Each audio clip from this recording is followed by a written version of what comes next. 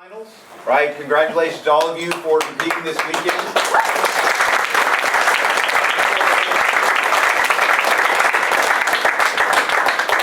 Congratulations to the two teams who are here competing today. Before I announce who's who and which side they are, I just want to very quickly say and have you guys give a round of applause to my comrades on the committee. We tried to keep this running as smoothly as possible. Ms. Jeannie Malone from Cathedral, Mr. Aaron,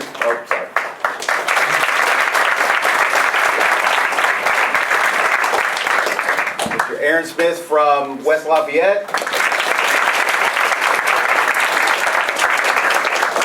On the camera, Mr. J.D. Ferries Rowe from Brebeuf. And our chair is... Oh, yes, I'm the chair. And your name? My name is David Lewers from Southport.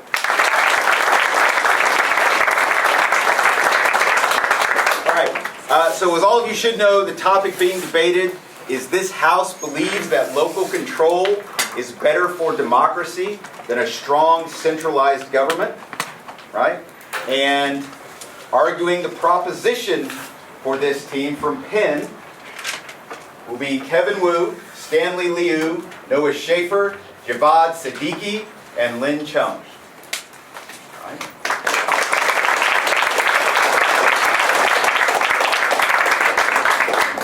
And arguing opposition from Munster will be Raghuram, Subramanian, Raghuveer, Nachuri, Jude, Jimenez, Avrione, Martin, and Addison, Ellis.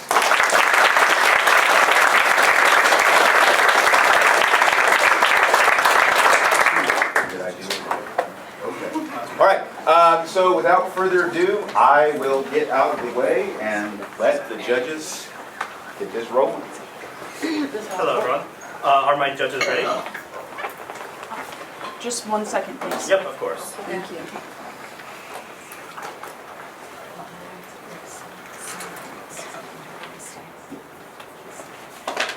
Okay. Opponents, are you ready? Judges? My team, are you ready? All right. Then I'll begin on my first word. Former South Bend Mayor Pete Buttigieg once said, "In local government, it's very clear to your customers, your citizens, whether or not you're delivering." The results are very much on display, and that creates a very healthy pressure to innovate. While big governments can easily suppress the voice of people, as side proposition, we believe that local governments empower everyone to have a voice. On this basis, couldn't be prouder to propose the following resolution. Resolved, this House believes that local control is better for democracy than a stronger centralized government. In this speech, just two things. First, framework, and in our first two substantive arguments, my partner Stanley will give you our third. Now, onto framework. We have two notes to define today's round. First note, what is local control as opposed to a strong centralized government? We think what proposition looks like is a world where jurisdiction is heavily decided up to local control. This looks like countries like Norway, Japan, Brazil, where they rank extremely high on the strength of elected local governments index, from towns to countries and provinces. So crucially, this does not mean centralized governments do not exist in our world. Meanwhile, with an opposition world, we see a much stronger centralized government coming into play. We see most decisions being left up to the state at large with limited local control. This looks like countries like Germany and Thailand. Second note, what is this measurement in democracy and what are our burdens? Democracy is generally measured by free participation, individual rights, elections, etc. So what are the metrics and burdens you're going to weigh this round on? Three things.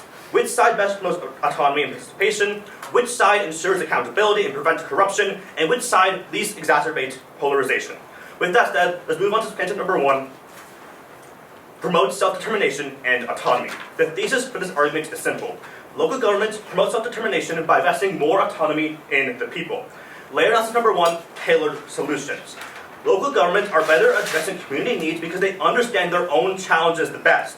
This ensures that policies reflect the actual communal needs of a community. This looks like Santa Monica's rent control policies, responding to 70% of residents being renters, catering to the resident demographics, and ensuring there are benefits to improve renters' quality of life. Unlike the opposition, which caters to blanket policies, the proposition world adopts far more targeted policies. Layer analysis number two, community involvement. Community involvement is supported by local control in two ways. First, because policy decisions at a local level have immediate and direct impacts on the people, they have greater incentives to participate in governance. This looks like when Cambridge's new local participatory budgeting program saw over 7,000 residents attend. 44% were first-time participants, and crucially, there was a 300% increase in youth participation. The personal stake each individual holds in local control drives them to be proactive in the community and express their diverse perspectives. Layer lesson number 3, laboratories of democracy. This is the philosophy that stronger local control makes local governments resourceful and cohesive, making them the perfect model for implementing progressive policies. This looks like when Seattle implemented a $15 minimum wage on a statewide level. This is especially important because testing policies on the local level is crucial to implement policies on the national level for other local governments to implement these policies as well. Eventually, the Seattle deal was used to pass new wages and minimum wage in other counties and other local governments. This is uniquely accessed by the proposition for 2 main reasons.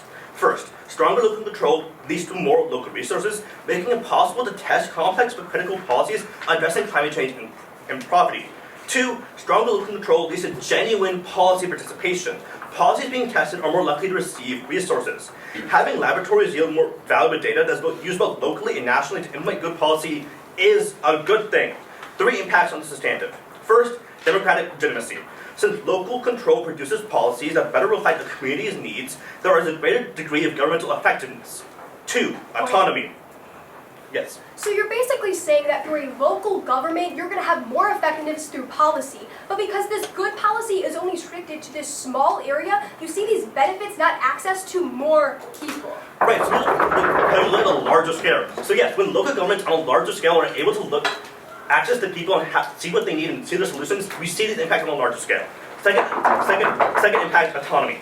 Each citizen is able to participate in the government as an important stakeholder and have a say in the policies that impact their lives. Third, quality of life. Stronger local control leads to better policy experiment outcomes, allowing both local and central governments to address big issues effectively. Now, let's move to argument number 2, accountability and preventing concentration of power. The thesis of this argument is simple. Local governments hold politicians to high levels of accountability and prevent the concentration of power. Layer of analysis number 1, accountability. In a local government, it's much easier and much more accessible to hold politicians accountable than to hold politicians accountable in a big, centralized government. In the proposition world, the public has a larger check on politicians to begin with. This looks like the former Detroit mayor, Kwame Kilpatrick, who resigned after being found guilty of corruption and lying under oath. By being as part of a local government, the public was able to move quickly and get him on trial for his crimes because of outcry. However, we see that in big centralized government, politicians simply aren't held accountable. Look towards the Partygate scandal from former UK Prime Minister Boris Johnson. The system took forever to discover that Johnson and his colleagues had done anything wrong. And though he eventually resigned to try and save his party, he wasn't put on trial until well after his resignation, and his only punishment was a single fine. Before I move on to layer analysis number 2, is there a point on the floor? Considering there are none, I'll continue with my speech. In layer analysis number 2, prevent concentration of power and less homogenized ideas. In a local government, the thought process is going to be less uniform. Government officials are more likely to serve the people to the best of their ability. An opposition world sees big centralized governments forcing politicians to cater to what they leaders want, while the proposition world refocuses politicians' efforts back to the people. We see this in local governments in our very own state. The town of Bloomington runs nonpartisan elections for participants on city council all the way up to mayor. Rather than focusing on political party name recognition, the government is full of nonpartisan candidates that bring their unique ideas to serve the residents of Bloomington. Internationally, look to the example of Porto Alegre in Brazil. Since 1989, all citizens of voting age have participated in participatory budgeting. 3 impacts on the substantive. First, upholding democracy. We see that local governments give the citizens a direct voice, as they have more influence on the decisions that will be made. 2, public trust. Citizens in the local government know their voices are heard and can keep their officials accountable, leading to a society that has more trust in each other and their government. Third, solutions to problems. Instead of fighting over solutions, local politicians are more likely to come to a solution way quicker and they're less concerned about pleasing the party. On this basis, so subscribe to propose.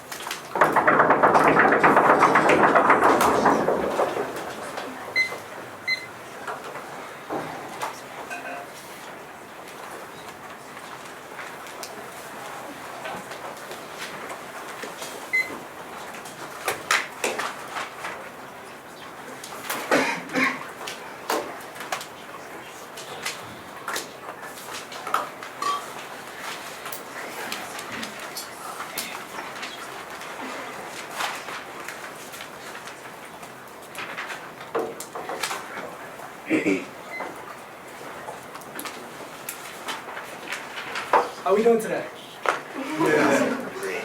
I'm doing lovely. Alright, my name is Raghuram. I'm going to be the first speaker in the opposition for this debate. And I guess, is there anybody that's not ready? Alright, one second. Thank you. Somebody ready? Yep. Okay, I'm good. Alright. Thank you. I guess my time is going to begin on my first word. We're all in this together. Once we know that we are where we start, and we see that. These words remind us of the power of unity, of how coming together can create a stronger, more cohesive force. It's easy to think about how individual efforts can sometimes feel isolated, but when there's a sense of shared purpose, things start to align. In any system, whether small or large, the idea of working together with a common goal can help navigate challenges and ensure that everyone moves forward together in a way that makes the most sense for the whole. The strength lies in the connection between all parts, working toward a collective vision. Therefore, this House proudly opposes the motion that local control is better for a democracy than a stronger, centralized government.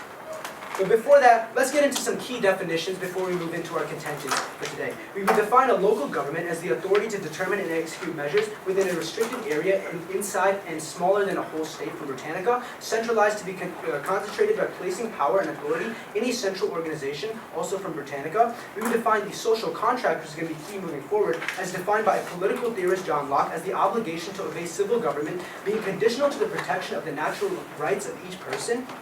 And with that being said, let's move on to contention one, that centralized governments are more effective in times of crisis. Centralization ensures coordinated responses to crisis. Centralized governments can provide a unified and efficient response, avoiding the fragmentation and delay often caused by local control in times of national emergencies like pandemics, economic recessions, or natural disasters. Not at this time, please. The example here is that the example here was that the housing crisis of the 2000s, we saw countries with stronger centralized governments like your Japan, like China, that were able to allocate their funds better in order to alleviate the financial burden on its citizens. The only reason these governments were able to successfully distribute and was because they had a stronger central government. This is also why these countries were affected the least by the financial crisis. It all stems back to having that stronger central government in the first place. Another example we can take up for this is the California wildfires. The central government has control over a pool of resources that they can distribute, whereas local governments cannot allocate as easily. For instance, Oregon, other neighboring states, firefighters helping in the effort. Inside Proposition's world, it is much harder to consolidate resources. A cohesive populace upholds the common good by providing means to save lives and appeal to the interests of groups subjected to harsh situations. This can best be seen by Oregon and neighboring states, as well as national help from Canada and Mexico to help stop the fires. Just a continuation here. Centralized governments handle global issues more effectively. For example, climate change, international trade, and security require coordinated efforts that transcend local jurisdictions. In times of crisis, local governments cannot react or enact change as quickly, effectively, or as much as centralized governments can. The ability to distribute necessary aid in a timely manner only comes from the power of a strong central government. The responsiveness of the centralized government reflects the strength that they have to actually uphold democracy and respond to the needs of the people. This upholds the needs of the people as it prompts the livelihoods of the citizens in dire situations, to protect the livelihoods of the citizens in dire situations. A key factor that the op can't provide. And that moves us to C2 of historical precedents. Here we're just going to be naming examples and explaining why they directly contradict the prop's argument here. With local governments, you physically cannot access the resources nor funding necessary to create or manage large-scale projects. There are countless historical examples of this occurring. Mexico City's metro expansion, for example.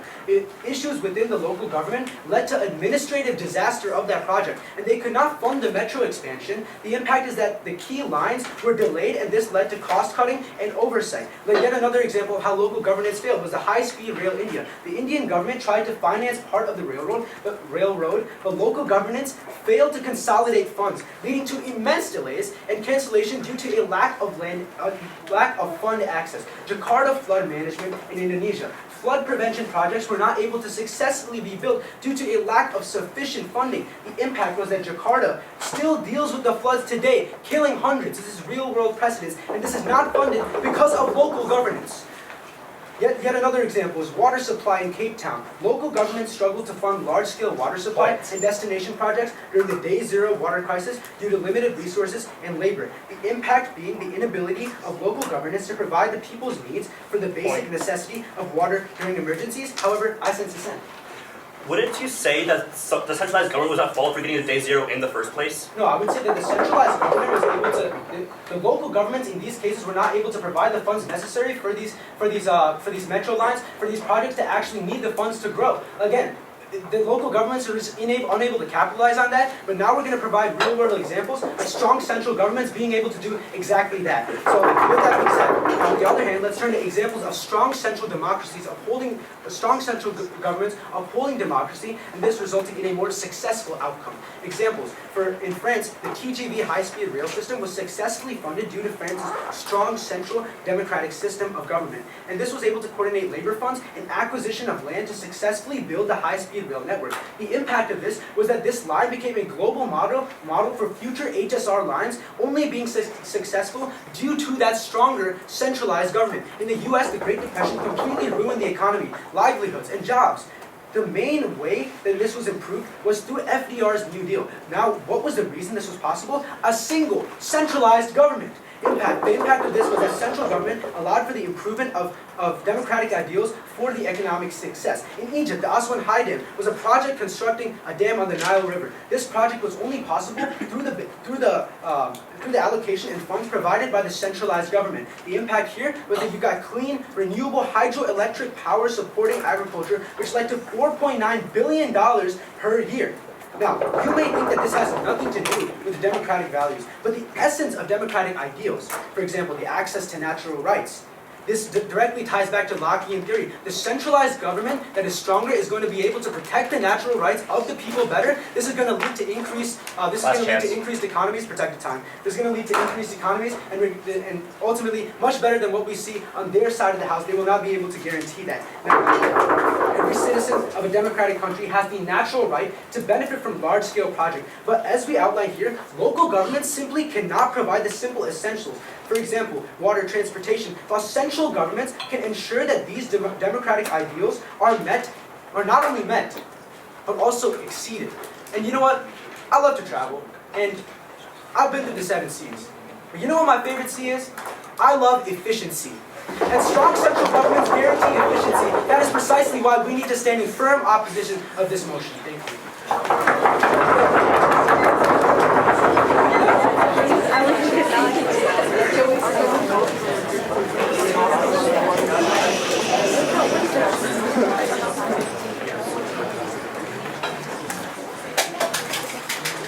Is anybody not ready?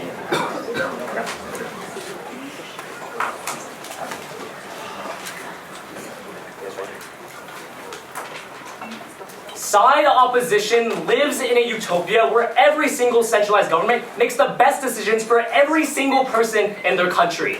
How does this rhetoric make any sense at the point at which the United States and other countries that were very, very large diverted to local governments? Because we never thought in these humongous countries could you care for each and every single person on your own. It was always up to local control, and on that basis, I decided to propose. What should you expect in this speech? A couple of things. Firstly, some talk on framework. Secondly, some refutation. Thirdly, some extension of our case. And finally, our third and final substantive argument. But firstly, let's talk on some framework then. There's a couple notes I want to make here. Firstly, note that they do not live in a utopia. You cannot just say that everything's great in their world. All these governments are amazing. No, we tell you about corruption that happens in our second substantive argument. They need to characterize why these actual people have the incentive to act on it. It's not just the social contract. Some people violate the social contract. You have to engage on us entirely there. But the second thing I want to note on framework is generally reminding you of what we tell you in our speeches. What do we tell you local control is? It's local jurisdiction. We tell you stronger centralized governments overall. We agree on those definitions. But the main thing I want to remind you of on this idea is democracy. democracy, right? They come up here and talk about high-speed rails. When on Earth was having a high-speed rail a natural right? We always thought natural rights were things like having less corruption, having things like better tailored solutions. That is what a natural right is, and that's what we give you in our world. So what are the burdens we place on this round? 1, which side creates the most autonomy and participation? They don't really engage with this. 2, which side has the least corruption? Again, unengaged. And 3, which side least exacerbates polarization? Also unengaged from their case. But now let's move on to the opposition case. On their first substantive argument about centralized governments being more effective, I have 2 main responses here. Firstly, they're entirely misconstruing our world. We never thought a local government like the one in South Bend is going to delete all climate change. That's not what's going to happen. We recognize in our first observation that centralized governments still exist in our world. They deal with things like national security, big global issues. It's very uncharitable for them to say that in our world, these local governments like we see in Bloomington or South Bend are going to solve climate change. That's a complete mischaracterization of what proposition world looks like. But the second response I have is on the idea that local responses are better. And they gave you the example of the California wildfires, right? But I find this very interesting because the only reason we can solve the California wildfires and fight them more effectively is because local officials understand what is happening inside of California. They actually know the needs of the people. They know the conditions of the California wildfires. They know the conditions of their people. It's not a federal response like they tell you. We think the most direct response comes from the local governments who can actually address the fires that are with them. But now, before I move on to my responses on their second substantive, I'll take a point of this one.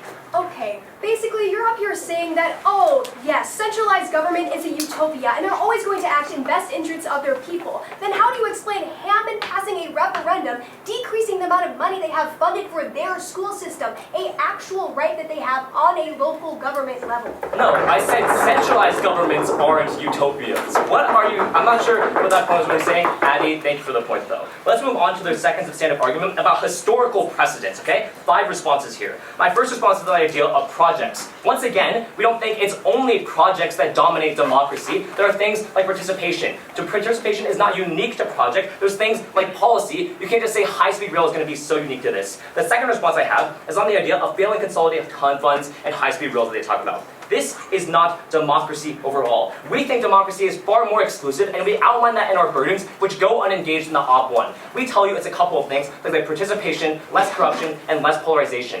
That's what we tell you democracy is. We never thought it was a natural right for you to just get a high-speed rail if you wanted it. That's not necessarily what we're thinking. We think democracy is much more inherent and much more exclusive than just simply that. The third response I have is the same point that Jawad gives you, and they talk about day 0, right? But we always thought day 0 was the fault of the centralized government in the very first place. They're the ones that caused the problems overall, meaning that if they're the ones that started it, they can't even be the ones to fix it because their world isn't going to do much about that overall. But the fourth response I have is on their idea about the FDR and the New Deal, right? We tell you the US is generally less disconnected, less centralized, and we're able to enforce the New Deal on a local level. We always manage to help the people best when we enforce it on a local scale as opposed to what they're telling you is happening in their world. But the fifth and final response I have is on their idea, again, about natural rights. Like I tell you, a natural right was never a high-speed rail. It was other things like increasing your participation, having a voice in your community, because one vote in a centralized government in a large country isn't going to mean much in the long term. But in our world, when we give it to you in your local government, we empower you to do so. So now let's move on to some extension of our case.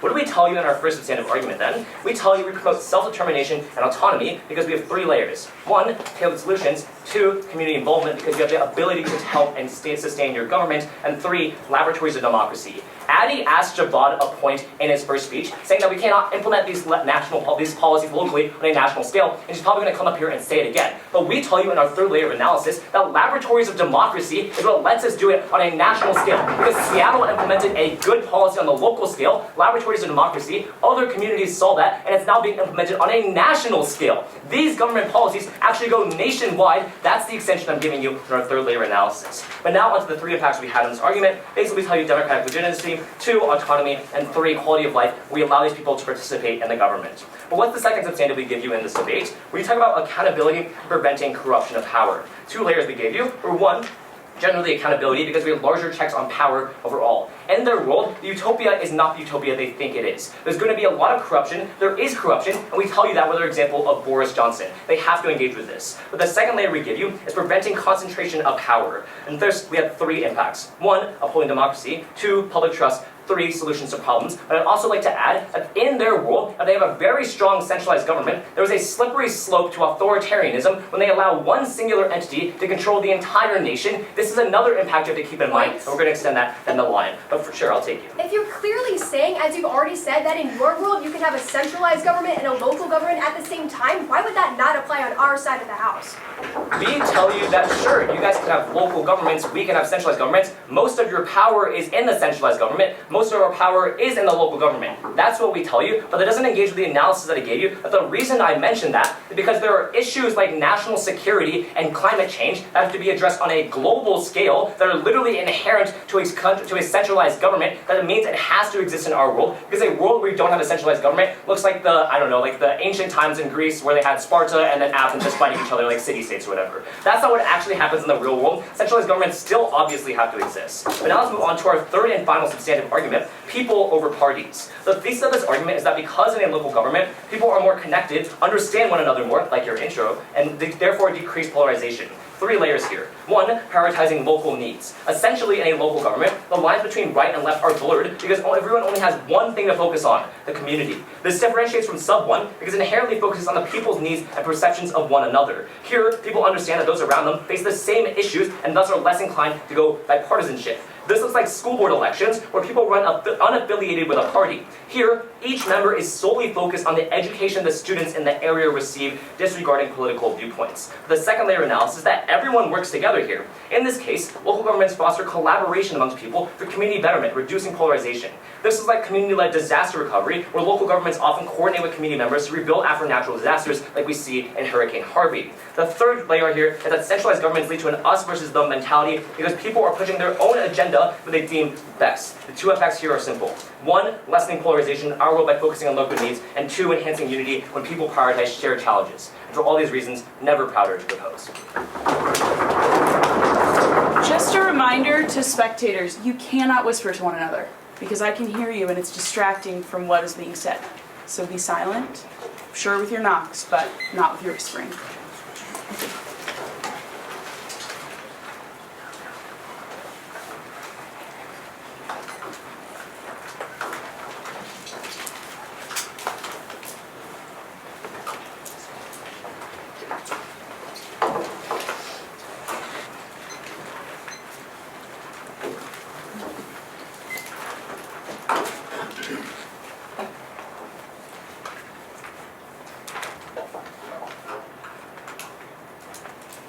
Copy ready?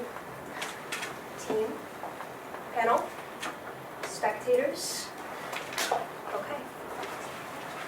Life, liberty, and the pursuit of happiness. We fought for these ideals, and we should not settle for less. This is why on our side of the house, you withhold democracy, because it is only on our side of the house that you can effectively ensure that local governments have room to govern in the first place. It is on these grounds that we couldn't be prouder to oppose today's motion. Okay, what am I going to be doing in today's speech? I'm going to start by attacking side propositions, contentions, and then going into our third substantive argument. From there, hopefully, if I have time, I will begin defending our case. Okay, let's start with their first contention. They come up here and say, we need to understand our challenges on the local level, because only on the local level can you properly understand what happens in front of you. They give you this in 3 different ways. They talk about community involvement, how you can have more voter turnout on the local level. Okay, we can have voter turnout increased no matter what, whether or not it's centralized government or local government. But I can tell you from personal experience, and probably from all of the other high school students in here, I am not very involved in my own government on the local level. That is because when it happens to these things, I feel like personally there is this societal standard that this centralized government is going to impact you more. And this de-incentivizes you from actually taking part within those internal local elections. That's what happens on many different ideas. In fact, it is in our AP government class that it is required for all of us to go to a local government meeting, because Mr. Gordon, my AP government teacher, constantly says that the whole reason why he has his job in the first place is because people don't go out to actually care about what's in there in the first place.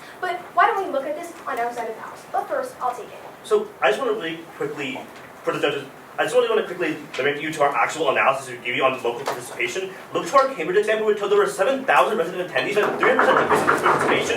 You can't just say there's no involvement and ignore our actual numbers. Okay, let's actually talk about that for a second. You talk about involvement on the local level, but when it comes to those involvements, think about it. If less people are voting in our governments, then you're only having one side going in here. This looks like in Indiana, when we talk about Hammond and the actual referendums that they passed. So many institutions within Indiana on the local level deliberately vote to take away funding from our school systems. This happens on the local level. If they don't buy that we think transportation is something that would be great on the local level, then at least buy the argument that education is pretty freaking good on the local level. But unfortunately, when it comes to the precedent we see in the status quo, within these following years, the people that are actually voting for these are voting for these rights to be taken away. And because it is on the local level, you see that this affects way more people. When you have less amount of people and dissenting opinions, as they say with their, okay, everyone's experiencing the same things. If everyone agrees that education is bad within a place, then no people are going to dissent to these opinions. You are deliberately taking away from education. We see this in the status quo. Again, if they don't buy our first argument, at least buy education within this state of Indiana. Okay, then they go in their second part for laboratories of democracy, but I'll take it. Okay, there's a reason why the U.S. Constitution and other people in policy designate education on the local and state level. Because right now, that's the most personalized reason, and that's why our democracy exists. Okay, so basically what they're telling you here is that it's okay for local governments, not on the state level, which is per the Constitution, where education actually is. On the local level, you can vote to take away your children's right to education. Hurrah! That's democracy, people. It's not. Now let's look at what this actually ensures. On the central side, we ensure that those local governments can actually exist in the first place. We talked to you this for our first contention, talking about actions against crisis. I asked you, can the people in California, who currently have most of their millions of houses currently burnt to a crisp because their local government decided to decrease the fire budget by 5%, making it so all of these different people had their homes completely destroyed. Is that democracy to you, panel? Is that what protecting people actually is? Look at the status quo. Look at what we're seeing from these local governments. You're not seeing this, yes, kumbaya, we're a local government, we're going to be a utopia, and because everyone agrees on all of these different things, we're going to vote and make people better. Then explain these referendums within this past year. Explain the California wildfires. Explain why these own schools have completely different dissenting opinions on what actually should occur to solve issues that are inherently ineffective, but I'll take it. If you want to talk about referendums, we can go band for band here. You take a look at every authoritarian regime in Europe that holds referendums. They are swaying the vote, using corruption, and things like that, like we told us to say too. So the resolution is talking about democracy? I don't think an authoritarian regime is about democracy. Their entire point isn't topical. Don't weigh on that round. Okay, let's go to their second contention about accountability. Okay, they say this Detroit mayor and prime minister. I would tell you that because so many people with these same like materials are going to see the same topics in the same similar way. Let's go with this motif with this education example. If everyone in this room believes that it's okay to take away education, who is actually holding these people accountable? Who is actually ensuring that rights, democratic ideals are given to people if everybody agrees to take them away? Okay, now when it comes to actually safeguarding these democracies, we look to centralized crises.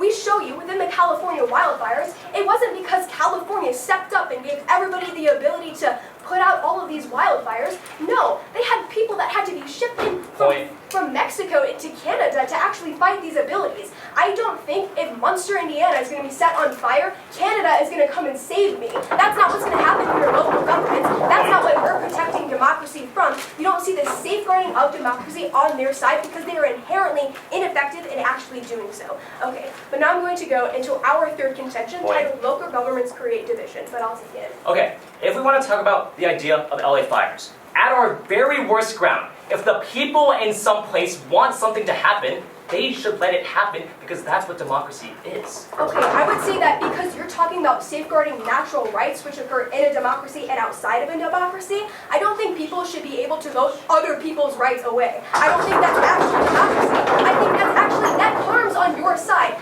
Yes, let's take away our ability to be understanding individuals. We all want it. It's okay. It's not okay. It's not morally correct. Now I'm going to go into my theory. I'm not going to take any more points. Although local governments in the United States play an important and largely positive role in America's intergovernmental system, local governments in the U.S. historically played an important, played an important role in promoting and enforcing racial segregation throughout land use regulation, zoning, and redevelopmental planning. Local governments in the U.S. promoted and enforced segregation along race and class lines. Many local governments are divided based on ethnic and demographic links. This risks fragmentation and inefficiency. Here's my first layer. Local governments can lead to inconsistent policies. When local governments have significant autonomy, policies can vary widely between regions, creating confusions and inefficiencies within the very own state. This undermines the cohesion needed for a functioning democracy. Laboratories of democracies are only great if everyone is unsure and accepting of the actual policies. You don't see that on a local government to a local government level. That's not something you see. Okay, layer 2, local governments are more susceptible to corruption and elite capture. Smaller localized government often lack oversight mechanisms of centralized government. If I have a mayor and I'm not too involved in local government, but I see that the president is pardoning January 6 arrestants, I'm going to know that on a national level. I have an ability to see what is going on because there's more attention from the media, safeguarding democracy. When it comes to making sure we're all in this together, and all of this here, we have to ensure that you are only voting in one side, and that is side opposition. Thank you, judges.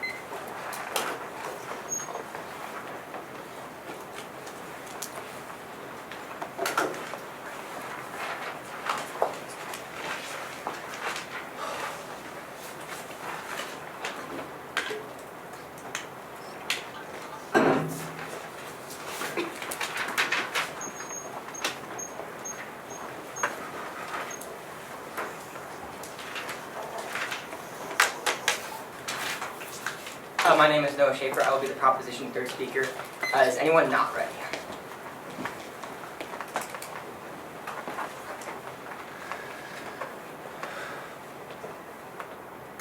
You know, side opposition is right. The motion says, this House believes that local control is better than a strong centralized government. Oh wait, scratch that. This actually reads, this House believes that local control is better for democracy than a stronger centralized government. Because side proposition focuses on actually empowering the people, the democratic vote. Because we uphold the democratic principle, we cannot be more proud to propose in today's round. Panel, just a few things to note. Number 1, we're going to address framework on the debate to help you clarify how you're going to actually weigh this round. Then we're going to move on to the 3 key clash areas to help you kind of consolidate your ballot for today. So one thing I want to really note on framework is that side opposition completely drops our burden. So what we're going to say here is that you're going to weigh on our burdens, and what are our burdens? Number 1, who upholds autonomy? Number 2, which side of the House prevents corruption? And last, the third one, which is which side of the House least exacerbates polarization? You're going to weigh on these every single day. And on side opposition, their world is often idealistic. It's not, their world is like a utopia. We would rather vote or debate on the practical world, which is what side proposition does throughout the entire debate. But first, let's go on to the first clash question of today, which is which side upholds autonomy for the people better? Okay, what they're kind of say here is that, okay, there's effectiveness in times of crisis, and it really protects the people.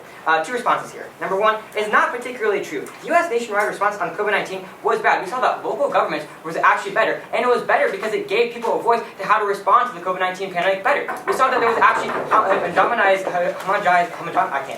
there was actually a cohesive narrative in local governments on how to deal with COVID-19, where nationwide there was actually more disparity. So if we had to deal with effective times of crisis, you want to actually come together in your local government and agree on what you're going to say. In centralized government, there was way more polarization. It's significantly worse. But number 2, again, what Stanley tells you and what Jawad tells you is that centralized governments still exist. We don't see them completely just appear on side proposition. All we see is that it gives citizens more of a direct influence on how to respond in local governments. So we still have a central government response, but we still see that local governments have the final say in, for example, the COVID-19, the mask mandate, the vaccine mandates, yada yada, etc. But on our case, we have tailored solutions. We actually give more accountability to people. Two things here. It's better for autonomy because local governments do not know what's actually best for the citizens. Stanley tells you this throughout the entirety of his speech. Local governments know what's best for their citizens because they work directly with them. Centralized governments don't actually do this. Centralized governments are focused on running an entire country, which sure, that can be great, but when we're focusing on democracy and the will of the people, local governments are actually going to know that better because they have established close relations. But number two, centralized governments don't provide the actual resources that they need. Sure, centralized governments have more money than local governments. We never disagree with that. But local governments have actually more funding towards solutions that matter toward the people in that specific location. Because centralized governments, yeah, they can spend all their money in New York City, but then leave Alabama completely in the dust. But local governments ensure that people in Alabama are still protected in the first place. We always thought it was better to protect people in every single situation rather than just catering to our big money makers, which is what side opposition does every single time. Now, second thing I want to say here is that there's more community involvement on our side of the house. Remember, if this case is entirely about democracy, that people are less likely to be involved if it's a centralized government. Addie kind of comes up here and says, oh, well, I'm not involved in my local government, so that doesn't really matter. But engage with our Bloomington example, engage with our Brazil example, those are direct democracies. When we consider local control, we see that, oh, there's actually more direct democracy because more people are incentivized to be involved. If you go to IU next year, Addie, I hope you get involved with your local government. I'm sure it's great. I'm sure many IU grads in this room can tell you all about it. But number two, or third response here is we have labs of democracy. They don't really engage with this. Okay, so what Stanley tells you in his 2 is that wide-scale change only happens because we actually have laboratories of democracy. They're able to test out in local situations. So for example, go back to our Seattle example, which they don't really engage with. Because we saw that they changed the minimum wage, we saw more conversations sparked on the nationwide scale of actually addressing the change. We saw that the only way we could actually get to that nationwide change is we have local governments who can affect it for their small group of people to begin with. But before that, you seem to disagree. That nationwide change can only be accessed through a centralized government, so how are you not arguing for our side when you say this? Great, I just addressed this. What did I just say? On our side of the house, there are still centralized governments. We never say we get rid of centralized governments.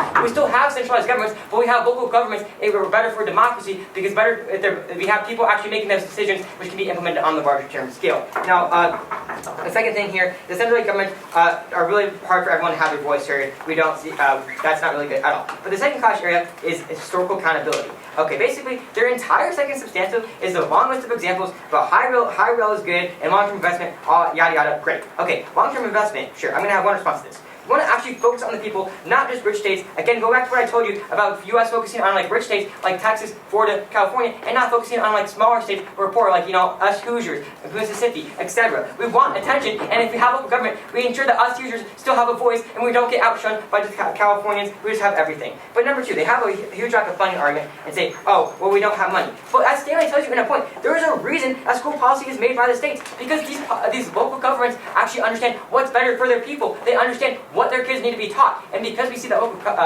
control has control over the education system, we see that, oh, people actually have more of an influence on what is being taught in the classrooms, which is better for that community. We never thought that having a nationwide curriculum was going to be better for that. And number 2, funds aren't actually just spread all apart. We see that funds are actually implemented in local governments better because people directly have a voice and say where those funds are going to go. Centralized government, you just elect the officials. Oh, well, maybe they're going to go somewhere. Maybe they're going to go to me. Probably not, though, if I'm in a small state. But in local governments, you're going to elect the officials. That funding is going to come right back to you, right back to the people. It's better for democracy. We see on our case, though, that we have accountability. Okay, 2 responses thing here. 1, corruption was boring. Central governments are harder to have accountability for corruption, but it's easier to have accountability in local governments because you actually work directly with the people. Engage with our Detroit example we gave you in the very first speech. Because people knew him as the local mayor, he was able to be held accountable, whereas Boris Johnson, he was on the centralized government, he wasn't even held accountable, he was given 1 small fine. That's not what we want. On side composition, we want people to actually have a voice, and on a voice, the Detroit people spoke. They did not want the Detroit mayor actually in there anymore because of his corruptness, and they had the voice there. Now, second response here is that we see that local officials, and never mind. The last thing here is we have concentration of power does not equal democracy. 3 things here. Local has more direct democracy, and again, engage with our Cambridge example, engage with Bloomington, engage with our Port Algae example in Brazil. Number 2, engage with the slippery slope analysis that Stanley tells you. If we have more of a concentration of power, it's more of a slippery slope to authoritarian regimes. We never want to get to authoritarian regimes. We always thought, hey, it was better if we put it back in the local control of the people. We make sure that they have the power. We don't want centralized government to continuously start to gain more and more power over the people. We always thought the power should be invested in the people. Now, I'm going to move on to my third key question, which is who upholds democracy better? Basically, on side opposition, they say that, hey, railroads are great, but how is railroading upholding a democracy? We honestly, on side opposition, throughout the bench, that we see that, oh, it actually upholds democracy. See, they're on research substantive. They basically say that they want to compare roles. But my response is, is compare a role. On our side of the house, we have more accountability. We have less polarization. Our side of the house actually ensures that, hey, these politicians are held accountable, and the people have a voice to get them out of office if they no longer feel like they're being served. So, Judge, remember, what are you going to weigh today's round on? Well, our three burdens were at the start of this round, which go untouched, was which side upholds autonomy, which side prevents corruption, and which side at least exacerbates polarization. And we see that, side proposition every single day actually gives people the voice, upholds the democratic right. We uphold their autonomy, we actually have accountability against corrupt politicians, and we don't see dangerous polarization like we do on side opposition. I cannot be more proud to propose in today's round.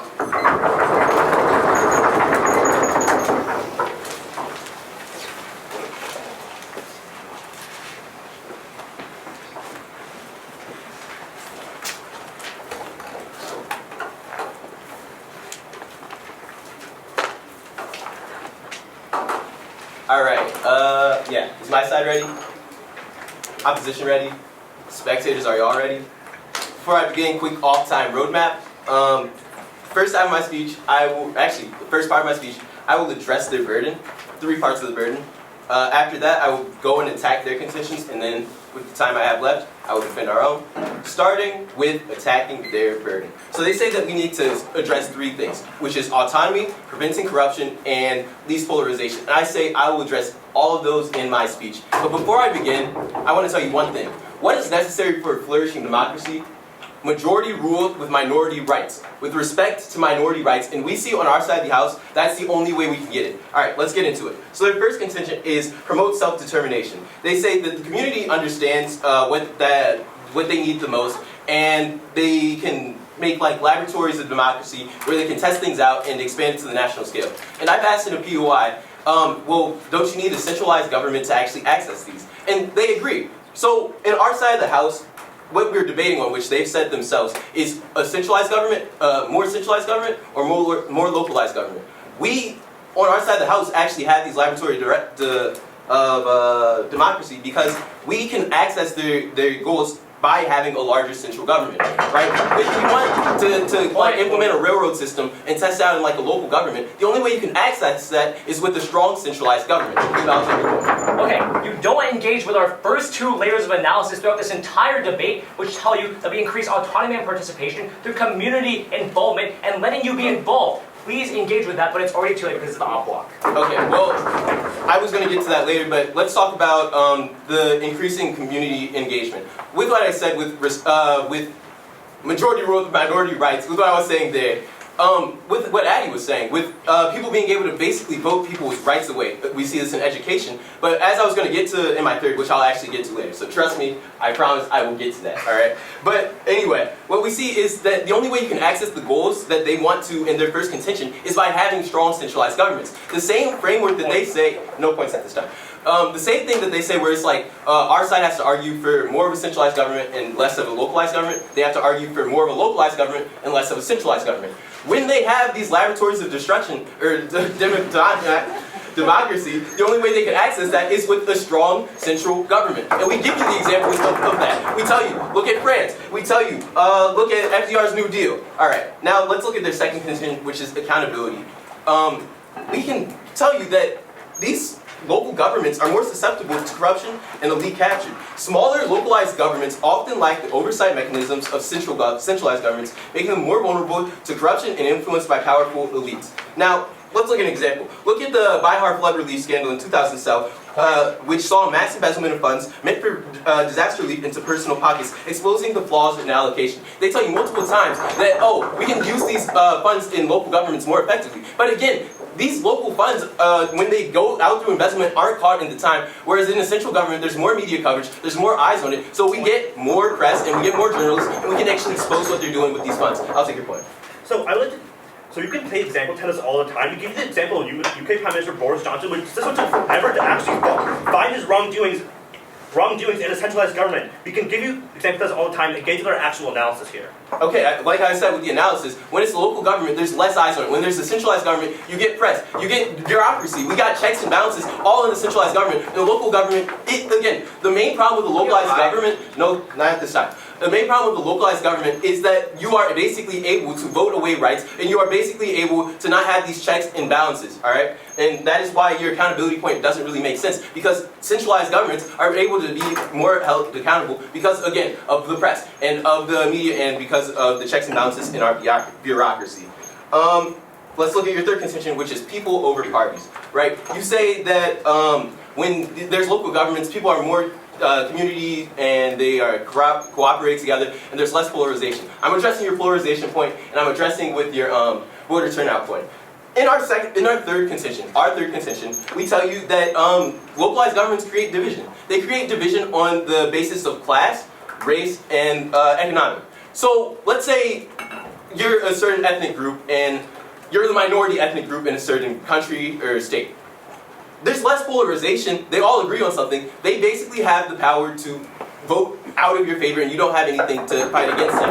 In a centralized government, you get that minority right, or the respect to minority rights that you wouldn't get in a localized government. Like with the an education example, where people are literally voting to decrease the funding in the education sector in Hammond. You can do that in a localized government, whereas a centralized government that is scrutinized, and it is less likely to happen in a local government. I'll take your point. We're judges, we would tell you they're living in an absolute utopia, and we're inside opposition. Centralized governments can do no wrong and never take away the rights of minorities. We would tell you that when this happens inside opposition, the effects are much worse because the strong centralized government affects more people. We tell you, again, time and time again, in localized government, they tell you themselves that it's usually one demographic. And when different demographics come into that one, not this time, right, we tell you that this creates division, usually, again, by class and race. When we have one demographic as the overwhelming majority and there's a minority class, and then they can get basically voted out, their rights can be voted out, their opinions are washed out, we tell you that that is, again, against the autonomy that they tout, and again, against the corruption that they tout. We tell you that in the Philippines, they had a localized government which led with political dynasties, and they dominated local politics. There was no accountability, there was no autonomy, that was led by one family, and it didn't allow for minority voices to be heard, the minority of their communities. And again, that is something that they completely lose on, because local governments, although may be able to hear the people, they hear the majority and they can't understand the minority because there's no respect to minority rights with localized government. Alright, let's move to our side of the club. C1, times of crisis. A centralized government is able to react in times of crisis. They tell you time and time again that, oh, well, it's the localized governments that actually understand the problems, they hear the problems. But do they have the power to address the problems? And we tell you, absolutely not. Centralized governments are the only people who have the power to use the collective resources to actually solve the problems at hand.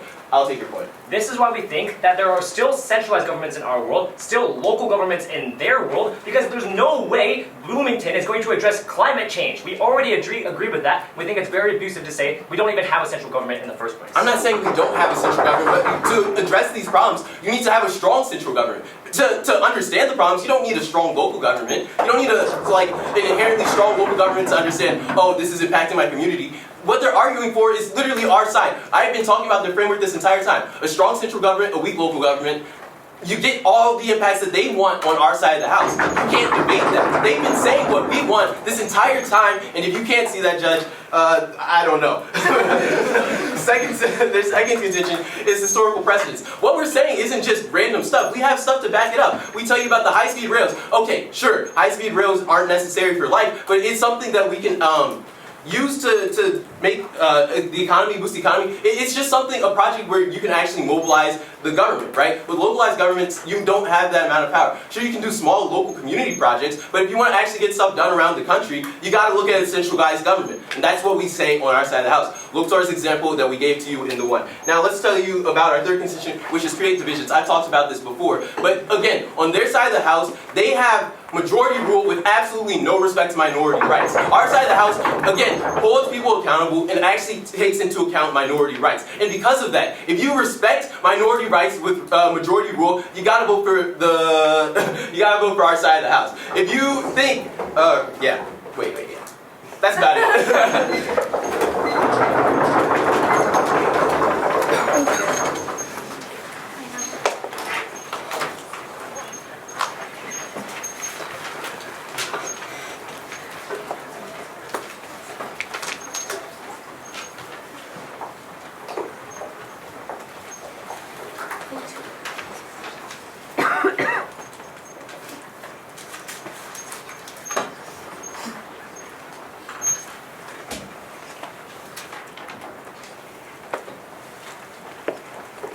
Is anybody not ready?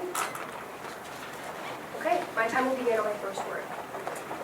Let's go down the flow to what exactly it is that you all saw in this room, to what this round really was about. It was really about side proposition telling you that, okay, making sure that I have only majority opinions, only homogenous opinions is a good thing and good for democracy because, hey, it's what the people want. That, we are telling you, is not true democracy. We tell you this in our 1, in our 2, in our 3, and now our 4. We've told you this every single speech today. But you know what? Let's go to the burdens that they really wanted us to talk about, even though we talked about it in our 2. They talk about autonomy. Okay, we need to ensure that local governments have power. You know, these are the people that are going to vote. You know who had the vote? The people that had slavery within their local government. We told you this in our 2. We told you this in our contention. It is local governments that continued the issue of slavery time and time again. This became uncontested on side proposition. When you want to safeguard rights, you do this by majority with respect to minority rights. When it comes to local governments, you see this not only through the past, but even in the present day. You don't see this actually occurring. If you actually want to safeguard democracy, you ensure that African Americans were not enslaved back in the day. And then you ensure that people actually have access to education and a speech and debate team at their school. You see that only in our side of the house because they have little to no accountability. But you know what? Why do we talk about that? With their second burden they wanted us to talk about, of preventing corruption. We tell you this in our third contention, that when it comes to local governments, there's not enough media spotlight. When it comes to, okay, centralized governments, everybody knows who the President of the United States is right now. President Donald Trump. Everybody knows this. And when it comes to accountability, when those centralized people, those hot centralized federal people do something wrong, we all know something about it. I can tell you that it is when a couple weeks, not even a couple weeks ago, a couple of days ago, there's been large controversies over presidential pardons. I'm sure we all understand this, but I can't tell you one thing that my governor has done in the past couple of weeks, but I can tell you on that centralized government, you see more accountability on our side of the house. Don't let them pretend that there are these involved people going to IU. You know what I do want to say? I'm not going to IU. I'm actually going to Purdue next year. So when it comes to talking about all of this, I'm telling you that when it comes to actually safeguarding democracy, you see that on our side of the house. Okay, then we go into their third, about who has the least polarization here. Okay, this is an entirely unfair burden. Of course a place when everybody has the exact same idea is not going to have polarization because you have no dissenting views. That's your majority versus minority rights. You only see dissenting opinions on centralized government, creating accountability.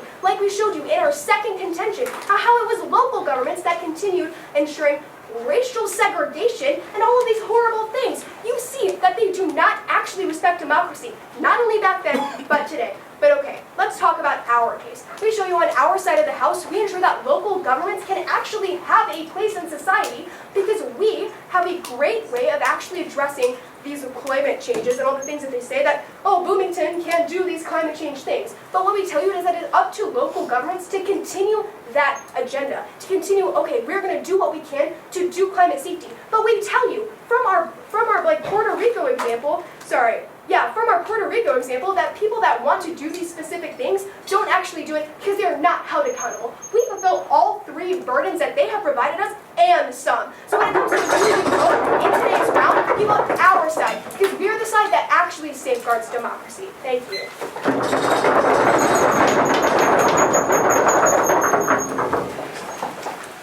Okay, is anybody not ready?